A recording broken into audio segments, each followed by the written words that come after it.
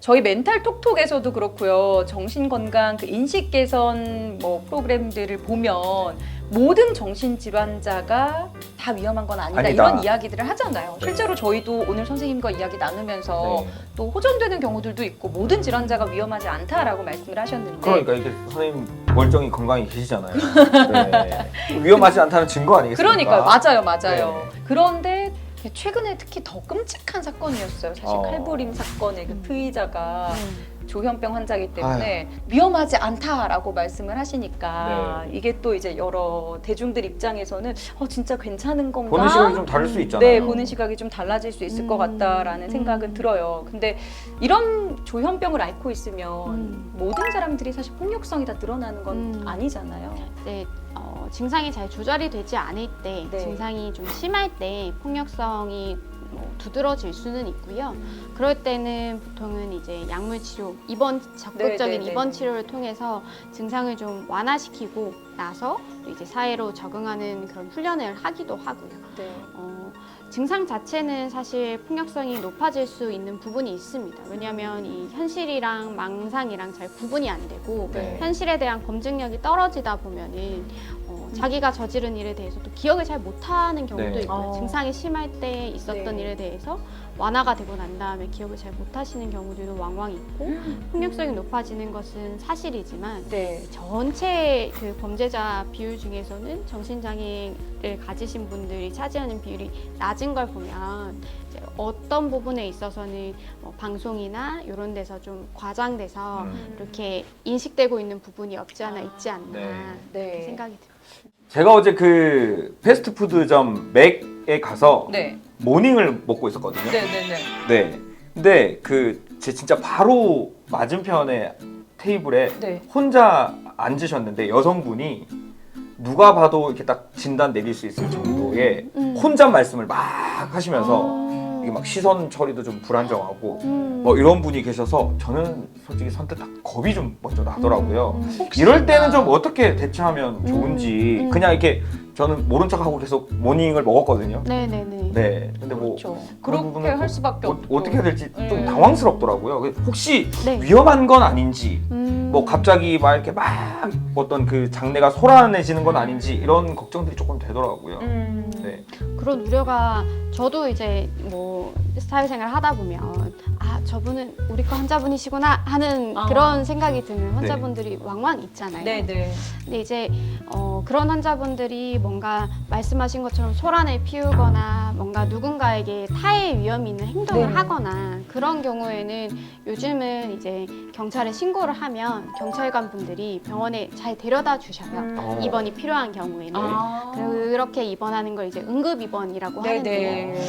그렇게 입원하는 절차가 있고요. 뭐 그 사람이 뭐 자해나 타해 위험이 높지 않더라도 신고가 들어오면 아마 보호자와 좀 연계를 해서 이렇게 뭐 일을 진행을 도와주시기도 하실 거예요. 그러니까 그런 분들이 막 치료를 잘 받고 계시다면 사실 많이 위험하지는 않지만 하지만 그분이 이제 치료를 잘 받지 않는 상태이고 현재 환청이나 뭐 망상 때문에 현실 검증력이 많이 떨어진 상태라면 돌발 사항이 일어날 수도 있다고 생각하고 충분히 할 수 있는 우려라고 생각해요. 그럴 때 우리가 무조건 이런 분들이 모두 다 위험하다라고 선입견을 가지면 안 되니까 맞잖아요. 치료를 받고 계실 수도 있고 위험한 경계가 아니라 그냥 정말 혼자만의 그런 문제일 수도 있으니까. 그렇죠. 뉴스에 나는 내용들이나 이런 것들 보면 워낙 좀 또 무서워서 뭐, 그런 내용들이 본의 아니게 많으니까요. 자꾸 겁을 먹게 되더라고요. 맞아요.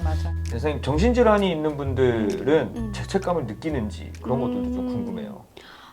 증상이 있을 때는 현실과 구분이 잘 안 되기 때문에 죄책감이라든지 후회라든지 이런 게 없는 사람처럼 보일 수도 있다고 생각합니다. 우리가 흔히 말하는 좀 꿈꾸는 것처럼 그렇게 생각하면 되나요? 그렇죠. 이것이 현실로 일어나는 일이라고 생각을 못하는 경우들도 있고요. 범죄를 저지르고 난 이후에. 네네네. 그리고 또 본인이 저지른 게 범죄가 아니라고 생각할 수도 있겠죠. 그 망상 속에 있을 때. 망상 증상.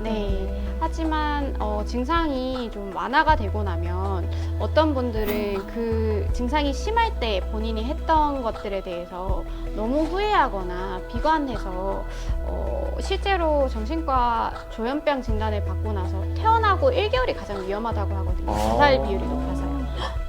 그래서 이런 증상이 완화가 되고 나면 또 본인이 저지른 일들에 대해서 당연히 후회를 하고 죄책감을 가지는 분들이 훨씬 더 많고요. 조현병이 있다고 조울증이 있다고 해서 범죄에 아예 죄책감이 없다, 후회를 하지 않는다, 이거는 조금 틀린 얘기일 수 있을 것 같고 네. 사람마다 다르겠지만 네. 증상이 완화되고 나면 네. 분명히 그분들도 보통의 사람들처럼 생각을 하기 마련이지 않나 이렇게 생각합니다. 정신질환을 앓고 있다고 해서 이 범죄가 정당화될 수는 없다고 저는 생각은 해요. 네. 사실 이렇게 그 범죄까지 갔다는 건 그 이전에 치료가 되지 않았기 때문에 이렇게 될 수 있다라는 말씀을 하셨잖아요. 네, 그러면 이런 피해자 같은 경우도 일찍 약물 치료 나오던 치료를 좀 받았더라면 네네네. 이렇게까지는 아니었을 수 있다는 얘기가 되는 거죠. 그렇죠. 약물 치료를 좀 제때 받는 경우와 제때 받지 못하는 경우에 어떤 병의 심각도의 차이도 상당히 크게 되고요. 또 입원 치료를 하게 되면 어쨌든 이런 분들이 밖에서 일어날 수 있는 그런 사건 사고를 병원에서 예방을 해주는 그런 효과도 있는 거잖아요. 네. 그 병원에 입원해 있는 동안 맞아요. 약물 치료를 통해서 증상을 많이 완화시키고 네. 사회에 적응을 한다면 그런 사고를 많이 예방할 수 있을 거라고 생각이 됩니다. 네. 그러면 정신질환자분들 중에서 조현병 말고 또 조금 어떤 위험성이 있는, 네, 조금 눈여겨보고 제때 치료가 빨리 돼야 되는 혹시 증상들이 있다면 어떤 게 있을까요? 물론 모든 질환이 다 제때 치료되면 네. 예후가 좋고 또 모든 질환이 어느 정도의 위험성은 다 내재할 수 있겠지만 네. 조현병과 비슷한 병이라고 일반인들이 인식하는 병이라고 한다면 네. 조울증도 조증인 상태에서 조현병처럼 환청, 환각, 망상 이런 것들이 동반될 수가 있거든요. 아, 그래요? 조울증의 그 조증은 그냥 기분이 좋아지는 이 정도 아닌가요? 와! 저는 진짜 그런 줄 알았어요. 네. 맞아요. 많은 분들이 조증이라고 하면 네. 환자 본인은 기분이 너무 좋지 않느냐 이렇게 생각하는 경우가 많은데요. 네.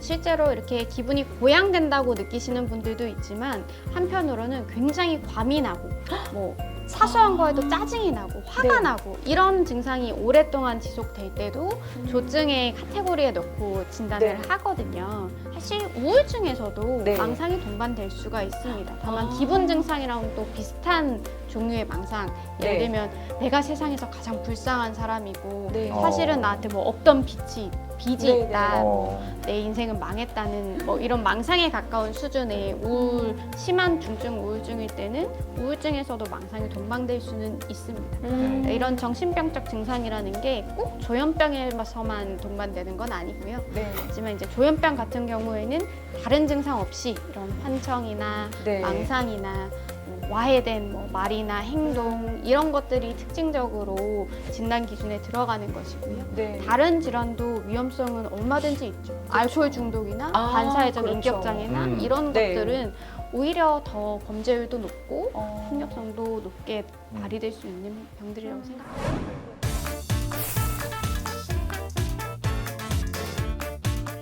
사실 저희가 갖고 있는 그 정신건강의학과 자체에 대한 선입견들, 있죠. 문턱이 좀 높다라는 선입견들, 그리고 일단 저부터 아직 많이 깨져야 돼요. 네. 저희를 저희가 통해서 너무 많아. 이 멘탈 톡톡을 통해서 좀 다 깨졌으면 좋겠어요. 네. 그렇죠. 그리고 정신질환자분들에 대한 편견, 오해가 또 그분들이 이 문턱을 넘기에 더 힘들게 만드는 건 아닌가라는 생각도 들었어요. 네. 그래서 저희가 올바로 알고 또 음. 이 문턱이 좀 낮아져서 모두가 마음 건강한 사회가 됐으면 좋겠습니다. 문정 아나운서 얘기 들으니까 저도 그런 생각이 좀 들어요. 악순환의 고리가 계속 이어지고 있다. 맞아요. 네. 그러니까 정신질환 있는 분들을 자꾸 안 좋게 보고 네. 그러니까 정신질환이 있어도 증상이 있어도 못 가고. 선뜻 받을 용기가 좀 안 나고 맞아요. 그러니까 또 범죄가 일어나고 그러면서 계속 이렇게 악순환의 진짜. 고리가 이어지는 것 같습니다. 이 고리를 끊어내야 합니다. 저희가 먼저 끊죠. 멘탈 톡톡이 끊겠습니다. 네, 끊겠습니다. 네. 술은 끊으실 생각이 없으시죠? 술 끊었어요. 아, 진짜요? 네, 이번 주에 좀 안 먹고 와, 며칠째. 문정 아나운서 술 끊었다. 아, 오늘 약간 생각이 나긴 하네요. 아유, 다이어트 하려고요. 네. 네. 자, 오늘도 저희는 톡톡 튀는 토크로 한번 세워봤습니다. 다음번에 또 의미 있고 좋은 이야기로 여러분 찾아뵐게요. 울주 마음건강TV 멘탈 톡톡. 다음 시간에 만나요. 안녕.